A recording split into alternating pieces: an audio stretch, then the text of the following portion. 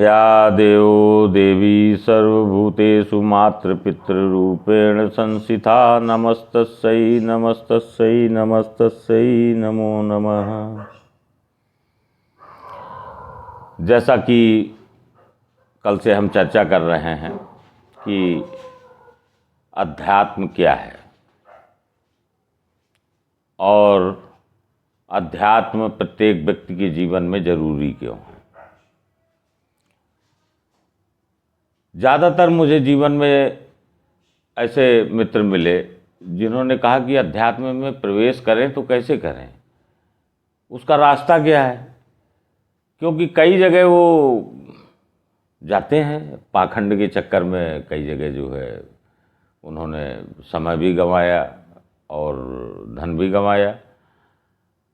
तब फिर जो है, क्योंकि जो भी पढ़ा लिखा व्यक्ति होगा, जो भी विवेकवान व्यक्ति होगा, जो भी ज्ञानवान व्यक्ति होगा, वो प्रत्येक संकल्प तर्क की कसौटी में ही लेना चाहता है।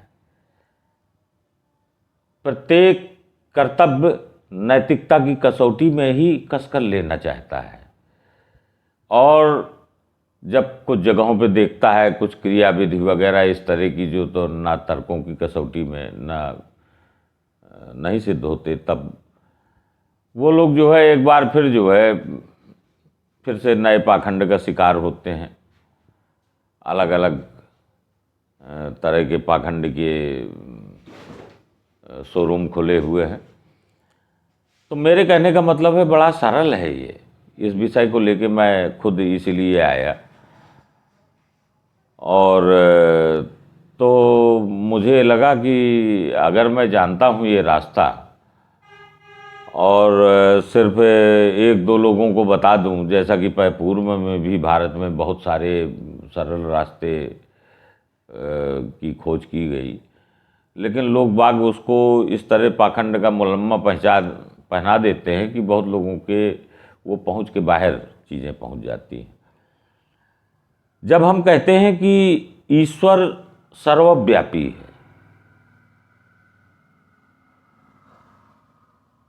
तब हम दूसरे लोग ये कैसे कहना भूल जाते हैं कि ईश्वर को किसी के द्वारा ही प्राप्त किया जा सकता है। ईश्वर तो बहुत सरल है, वो आपके पास है। ऐसा चूँकि जो है उपनिषद में भी है, तदैजति तन्नैजत तद्दूरे तद्वंतिके तदंतरस्य सर्वस्व तदु सर्वस्यास्य बाह्यतः। ईशोपनिषद 6वां मंत्र है कि वो आपके अंदर है, वो आपके भीतर है, आपके बाहर है, आपके पास है और आपसे बहुत दूर भी है। तब इस पर विचार करने की जरूरत है। फिर एक पैरामीटर और बताते हैं कि आपको निर्मल होना चाहिए। तो अध्यात्म में प्रवेश करना जो है बहुत ही सरल है। सबसे पहले तो इसकी एंट्री की चाबी है अपने माता पिता के प्रति श्रद्धा रखिए। क्योंकि अध्यात्म की प्रक्रिया सीधे जो है DNA RNA से जुड़ी हुई है। क्योंकि वो आपके पूर्व जन्म के आपके कर्म जो निहित हैं वो भी जो है कट जाते हैं माता पिता पे श्रद्धा करने पे। क्योंकि माता पिता ही ऐसे देवता हैं जो आपदाएं लेकर आपको कुछ देते हैं। बाकी सृष्टि में जितने भी देवता हैं तो श्रद्धा लेते हैं फिर आपको कुछ देते हैं लेकिन एक माता पिता ऐसे हैं कि जो कि बिना श्रद्धा लिए भी देते हैं, फिर समझिए श्रद्धा लेने के बाद कितना देते हैं। और एक मूल बात और समझिए कि आपकी माँ वो सबकी माँ है, या इसका उल्टा समझिए सबकी माँ से ही आपकी माँ अवतरित हुई है और सबके पिता से आपके पिता अवतरित हुए हैं। और जब रहते हैं तो सामने है प्रत्यक्ष देवता है और जब नहीं है तो अप्रत्यक्ष देवता है। तो अध्यात्म के लिए जो है प्रथम एक सरल कुंजी मैं देता हूँ कि सुबह उठकर आप जो है ये नित्य शुरू कर दें कि जब भी उठे और अपने माता पिता की जो भी जिनके हैं वो ठीक है, कोई ज़रूरी नहीं है कि थोड़ा दूर हैं जो लोग, तो वो चरण स्पर्श कर सकें या रोज़ संभव नहीं है, तब आप जो है मानसिक रूप से उनको आप प्रथम कार्य ये शुरू कीजिए। और दूसरा संकल्प ये लीजिए कि मैं जो भी बोलूँगा वो सत्य होगा जो मैं अपने से अकेले में भी उस सत्य को मैं दोहरा सकूं, ऐसा सत्य बोलूँगा। और तीसरी चीज़ जो है अध्यात्म की कुंजी है अहिंसा। अहिंसा आपके लेस मात्र नहीं होनी चाहिए। अहिंसा में ही ये जुड़ जाते हैं द्वेष इत्यादि इत्यादि, द्वेष, प्रतिस्पर्धा। आप ये देखिए कि पूरी दुनिया प्रतिस्पर्धा में दौड़ी चली जा रही, किधर चली जा रही है पता नहीं है किसी को। फिर से वही खेल शुरू होता है। एक चींटी जो है आप देखिए कि किस तरह से दौड़ते दौड़ते पूरी ज़िंदगी जो है ख़त्म हो जाती है।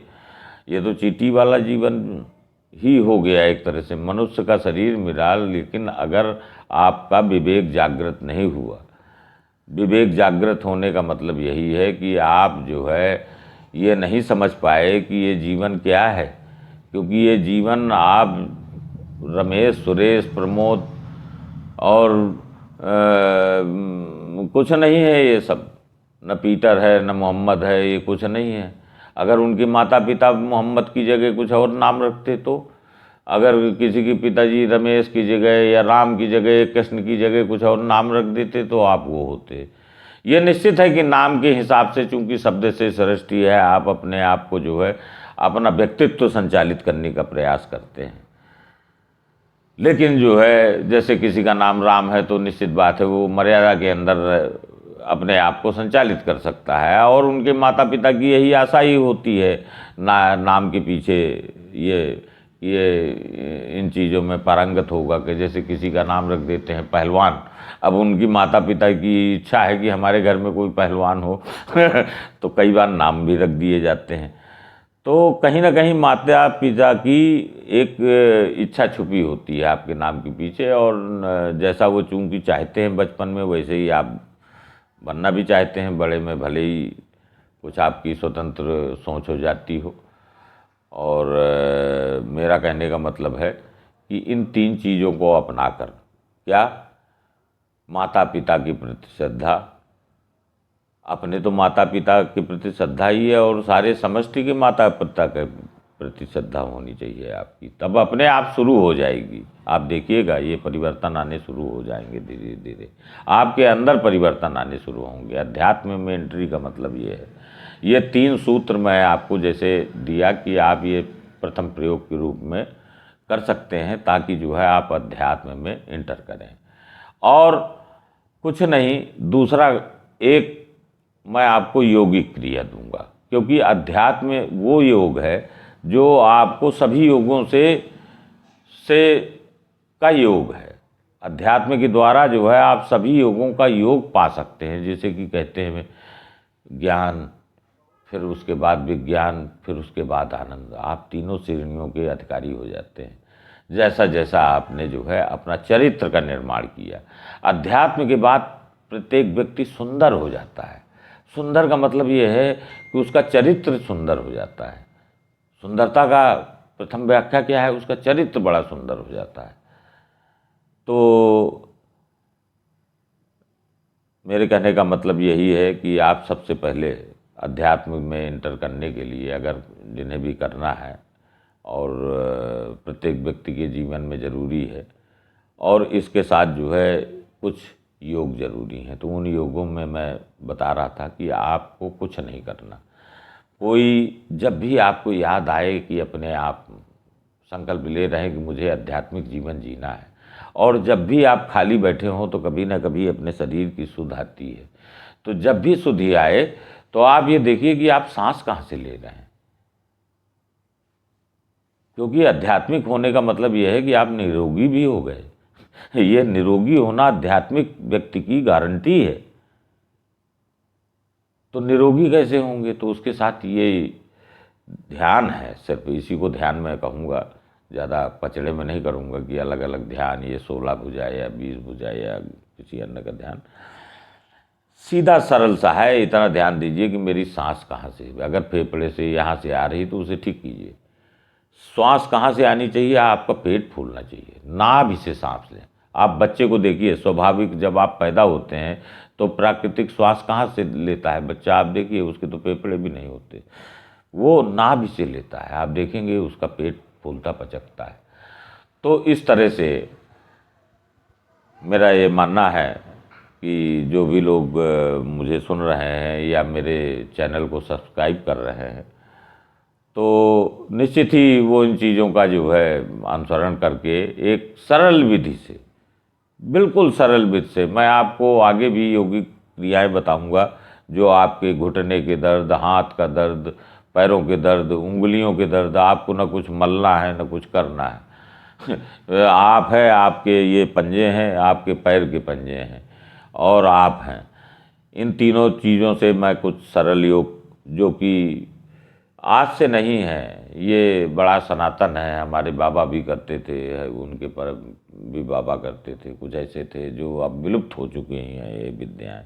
ये बड़ी सरल थी विद्या है। गांव में कहाँ कोई दवा वगैरह जो है, जो भी होता था आयुर्वेदिक होता था या प्राकृतिक होता था, और लोग शतायु होते थे।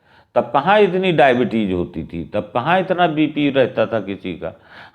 सभी लोग स्वस्थ रहते थे। क्यों स्वस्थ रहते थे? क्योंकि जीवन शैली हम भूलते चले जा रहे हैं। ठीक है, हम विकास कर लें, लेकिन हमें अपनी जीवन शैली नहीं भूलनी चाहिए, हमने अपनी परंपराएं नहीं भूलनी चाहिए। क्योंकि परंपराएं अगर नहीं याद, वेद कैसे आए?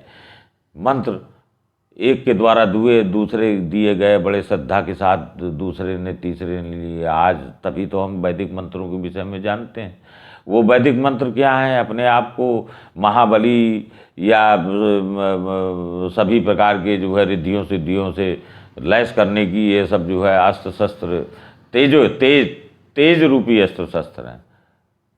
इसी प्रकार अन्य ग्रंथों में भी हैं, ऐसा नहीं है। मेरे कहने का मतलब अन्य ग्रंथों में भी और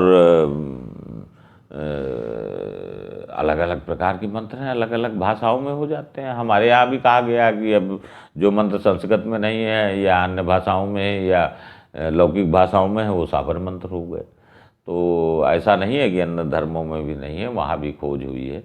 और मैं सभी से कहूँगा कि सभी लोग चिंतन करें, ये क्योंकि ईश्वर जो है का कोई विलोम नहीं हो सकता।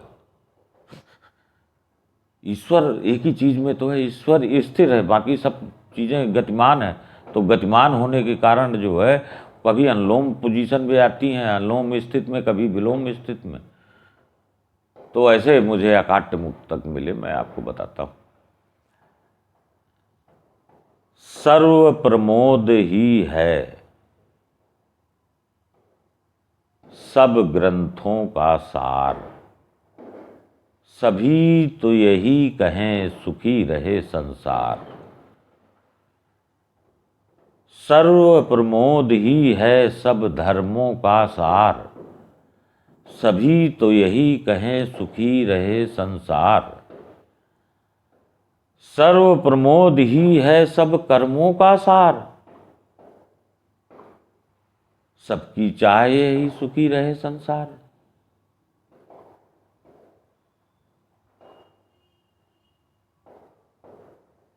सर्व प्रमोद के ही स्रोतों से निकले हैं चारों वेद, अमृत जल एक है दिशा भ्रम का है भेद।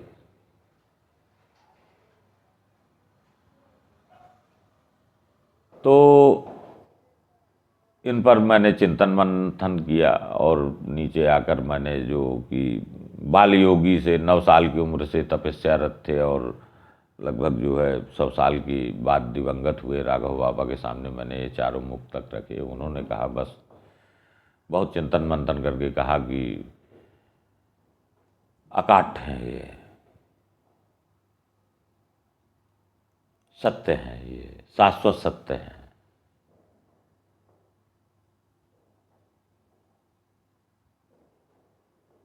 फिर मुझको संतोष हो गया, आत्मिक संतोष ही जो बुद्ध को हुआ, जो महावीर जी को हुआ, जो अन्न को मेरे से पहले हुआ, वैसा ही मुझे आत्मिक संतोष मिला। और इसके बाद फिर ये संतोष मिला कि अब जानने को कुछ शेष नहीं।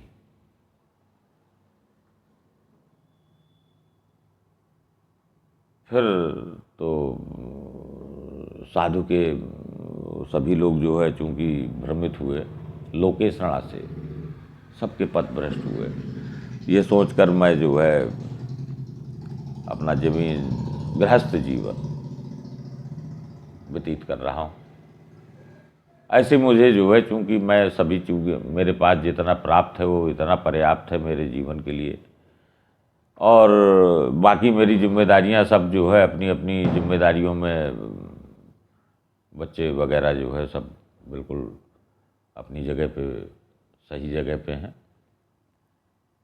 और चूंकि जो है कुछ पाने की लालसा नहीं, धन तो बहुत पाया, बढ़िया जीवन, सब बढ़िया, पत्नी, भाई बहन, और बस इतना ही गर्व है कि सभी के प्रति मैंने जो मुझसे बन पड़ा, या कर्तव्य बड़े भाई के, या जो अन्य रिश्तों में होते हैं, मामा मामी, ये सभी, तो मेरा ये मानना है कि आध्यात्मिक होने के लिए उनसे रिश्तों में भी बिल्कुल खरा होना चाहिए।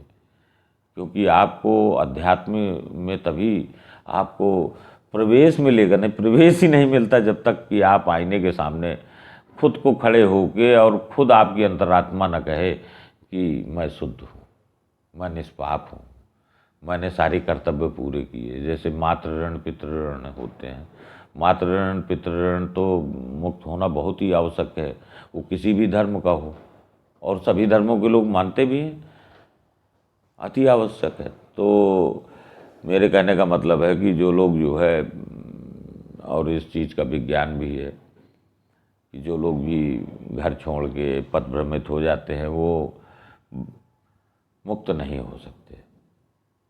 अगर कोई मुक्त हो सकता है तो गृहस्थ ही मुक्त हो सकता है।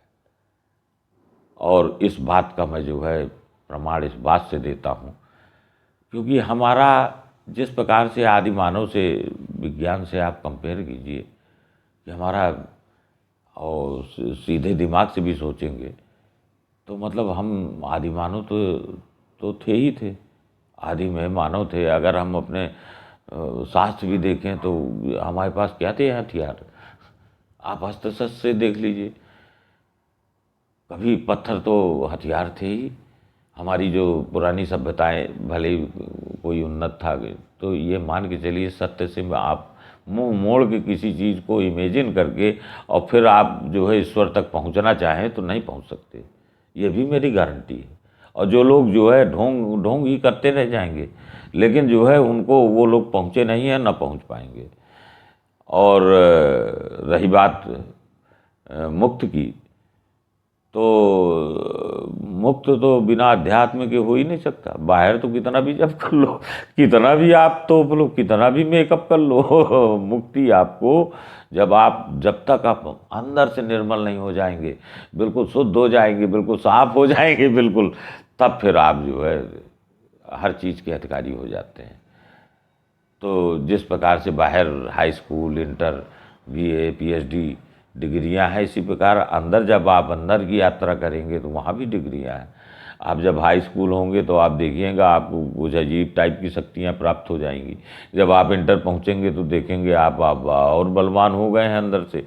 फिर आप देखेंगे कि ये हो गए हैं ग्रेजुएशन, तो आप में निर्द्वंदता आने लगेगी। फिर आप अगर जो है एमए पीएचडी हो गए ना, तो फिर आप महावीर हो जाते हैं। तो ये आपको मैं बता रहा हूँ कि बहुत सिंपल, इसमें ऐसा नहीं है कि पतंजलि जी की तरह जो है आप ये खेचरी मुद्रा या जीभ खींचना या लटकना या 1 घंटा सांस साधना, ये नहीं। लेकिन आपको सिद्धियां वही मिलेंगी जो जो वो लोग प्राप्त करते हैं, बिल्कुल सेम सेम डिग्री। तो अध्यात्म द्वारा अपने आप को शक्तिशाली बनाएं।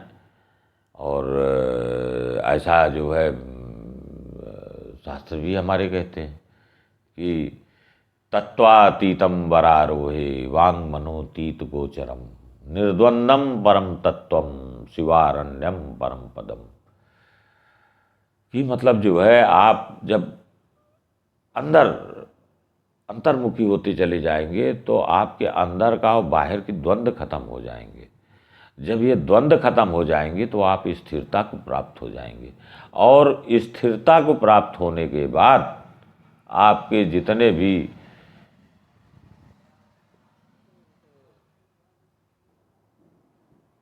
रास्ते हैं परमात्मा के बारे में, सभी प्रकार के रास्ते खुल जाते हैं। तो मैंने जो है अपना आत्म परिचय देते हुए ये बताया अभी तक के लिए संक्षिप्त में। और एक चीज़ और मैं कहना चाहूँगा अपने श्रोतागणों को कि मेरा जो मूल उद्देश्य है वो किसी को शिष्य बनाना नहीं है या अपने फॉलोवर बढ़ाना नहीं है। मेरा मुख्य उद्देश्य है कि जो मेरे से छोटे हैं वो मेरे छोटे भाई बन जाएं, जो मेरे समकक्ष हैं मेरे मित्र बन जाएं, जो मेरे से बड़े हैं वो मेरे बड़े भाई बन जाएं, जो मेरे पिता लायक हैं वो मेरे पिता, चाचा, जिस रूप में आप मुझको देखना चाहें उस रूप में आप मुझको देखें। लेकिन प्लीज़ गुरु नहीं बनना चाहता, गुरु के रूप में मत देखें। कारण क्या है कि जो मित्र होता है वो बड़ा श्रेष्ठ होता है। हमारे वेद में भी मित्र को प्रकाश और प्रकाश का देवता कहा गया है। और इन सब भावों में जो है मित्रता की पुट रहता है। जितने भी रिश्ते नाते हैं जितने, उनमें एक अधम्य मित्रता की पुट। तो आप कुछ भी बना लें, गुरु बनाने की आवश्यकता नहीं है। और मतलब मुझसे जुड़ने के लिए, इस मिशन से जुड़ने के लिए आप जो है बस जो मैंने बीज मंत्र बताए उनमें से एक बीज मंत्र भी आप याद कर लें तो वो काफ़ी है। बाकी तीनों एक तरह के हैं कि सर्व प्रमोद ही है सब ग्रंथों का सार, सभी तो यही कहें सुखी रहे संसार। हम जो है कि ना तो किसी धर्म का विरोध करते हैं ना किसी आयु वर्ग के लिए है। ये जो भी जिसको समझ आ गई है कि जीवन में जीना है और जीवन एक संघर्ष है, तो जिसको ये समझ आ गई है कि जीवन एक संघर्ष है वो हमारे पास आए। हम उसको जो है वो रास्ता दिखाएंगे कि उससे संघर्ष नहीं, जीवन एक आनंद है और जीवन परमानंद तक पहुंचा जा सकता है। और परमानंद ही अमरत्व को प्राप्त है, क्योंकि जब परमानंद में होते हैं तो आप अमरत्व को प्राप्त कर लेते हैं। तो जो है मैं यहीं तक आपको कहना चाहूँगा। और दूसरा मूल बिंदु ये है कि आप, मेरा मिशन क्या है, बहुत लोग पूछते हैं कि अब आप क्या करना चाहते हो देश में। तो मेरा तो एक ही सपना है कि अगर मान लीजिए, चूँकि लोकेशना आप के चक्कर में फंस तो गया हूँ, फंस क्या, लोकेशना तो मिलेगी ही मिलेगी, मिलती ही है। और तो मतलब लोग सुनेंगे तो अब चूँकि जैसा भी है ये लोग ऑनलाइन भेजेंगे भी कुछ, ऐसा मैंने सुना है। तो जो भी आएगा तो मेरा ये है कि पूरे भारत को हम जो है कितनी जल्दी कर पाऊँ, ये मेरे जो है संकल्प शक्ति पे और ज्ञान शक्ति पे या अन्य चीज़ों पे निर्भर करेगा, आपकी शक्ति पे भी करेगा। मेरा भारत जो है मुझे लगता है कि कितनी जल्दी उस लिस्ट में आए कि भारत में मनुष्य तो क्या, कोई जीव भूखा नहीं है, कोई जीव भूखा नहीं सोया। मैं जिस दिन ये अंतर्राष्ट्रीय पेपरों में और विश्व की सारी रैंकिंग में देख लूँगा कि एक भारत ऐसा देश है जहाँ कोई भूखा नहीं सोता, बस उस दिन जो है बस मेरा जो है जितना भी संग्रह होगा उसी चीज़ के लिए जो है मेरा, जो भी लोग हैं ऐसा चलाते हैं भोजन आदि, वो जो भी आएगा तो मैं उन सबको दूंगा भी, जो भी ऑनेस्टी से चलाते हैं, कि जिस प्रकार का भी जैसा आएगा। और ईश्वर की कृपा से सब परिपूर्ण है ये जीवन जो है, पूर्ण संतुष्ट हूँ मैं। अब आगे कुछ जागीरदारी की इच्छा भी नहीं है। और बस यही कहते हुए मैं पूर्ण विराम लेना चाहूँगा आज का, और कल फिर हम चर्चा शुरू करेंगे जिसमें हम आपको सरल योग के बारे में बताएंगे कि जो बच्चा है वो तो स्वस्थ रहे ही, और जो 90 साल 100 साल या बिस्तर में हैं, जो हमारे दादा लोग, माता पिता जी हैं, अन्य मैंने देखा आज तो आजकल कम उम्र में ही कुछ लोग कमर दर्द से, घुटनों को दर्द से आदि आदि परेशान रहते हैं। और जो है चूँकि इससे स्वस्थ निरोगी होगा वही से अध्यात्म में, एक तो और प्राइमरी कंडीशन है। अध्यात्म में जो लोग क्लेम करते हैं ना, जो अपूर्ण है, वो तो अध्यात्म पूरा प्राप्त ही नहीं कर सकते। एक पाखंड की है, चाहे एक आँख टूटी हो, चाहे एक अंगुली टूटी हो, अध्यात्म में ईश्वर के समक्ष वही जा सकते हैं जो पूर्ण है। क्योंकि ईश्वर का नाम ही है पूर्णमदः पूर्णमिदं पूर्णात् पूर्णमुदच्यते पूर्णस्य पूर्णमादाय पूर्णमेवावशिष्यते। अपूर्ण को ग्रहण भी नहीं करता, ये भी समझिए आप। तो ये है कि सबको पहले हम स्वस्थ करेंगे, जितने भी हैं स्वस्थ भी करेंगे, कहाँ से, शारीरिक रूप से भी कब निरोगी करेंगे, और अंदर से भी। चूँकि सारे रोग जितने भी डायबिटीज़ बीपी वगैरह जो है, जनरली क्या है कि आपकी आज की परिदृश्यता में आपको लगता है कि बिना झूठ बोले काम चलेगा नहीं, लेकिन नहीं, ऐसा नहीं है सत्य से काम ज़्यादा अच्छा चलता है। और तत्कालिक सोच जरूर जो है आपको फंसा देती है, क्योंकि ये विचारों के आक्रमण चारों तरफ से हो रहे हैं, आपके नैतिक विचारों पे आपके पूरे विश्व से आक्रमण हो रहे हैं। तो उन नैतिक विचारों को जो है मजबूत होंगे तो आप, चूँकि ठीक है 10-20 हज़ार रुपये नहीं मिलेगी ऊपर की कमाई, कोई दिक्कत नहीं, लेकिन 10-20 50 हज़ार डॉक्टर साहब के पास भी तो नहीं जा रहे, रोज़ 500 की दवा तो नहीं आ रही, रोज़ सुबह से दवाएं तो नहीं फाँकनी पड़ रही। तो ये निश्चित है कि आप जो भी देखेंगे तो ये मान के चलिए कि मेरा ये मानना है कि श्रोतागण जो है 3 महीने तक जो भी देखेगा 90 दिन कंटिन्यूअस मेरा प्रति एपिसोड, वो दावे के साथ मैं कहता हूँ कि वो निरोगी होगा, जो जिस रूप में मुझे मानते हों। और ख़ास मित्र मेरे, और ख़ासकर मैं छोटे भाइयों को तो बहुत ही चाहता हूँ। सभी लोगों को प्रणाम।